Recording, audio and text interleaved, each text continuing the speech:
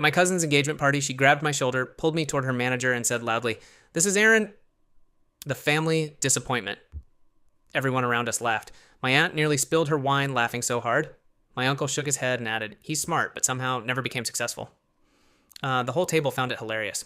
I just stood there holding my drink, trying not to react. Honestly, I should have been used to it by then. In my family, my cousin Rachel was the golden child. Perfect grades, perfect career, perfect image. Meanwhile, I was always treated like the quiet relative nobody fully understood, the struggling one. The funny part? 3 months before that engagement party, Rachel had called me in tears because her event budget was falling apart.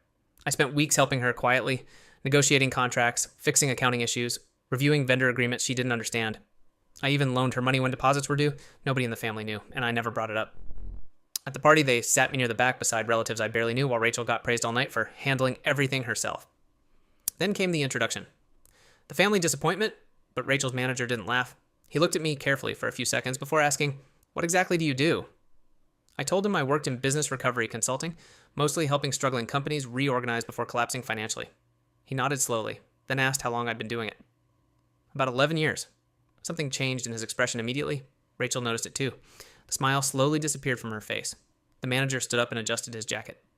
"Rachel," he said calmly, "I think we should discuss a few things at the office Monday morning." Then he walked away. The mood at the table shifted instantly. Nobody understood what had just happened.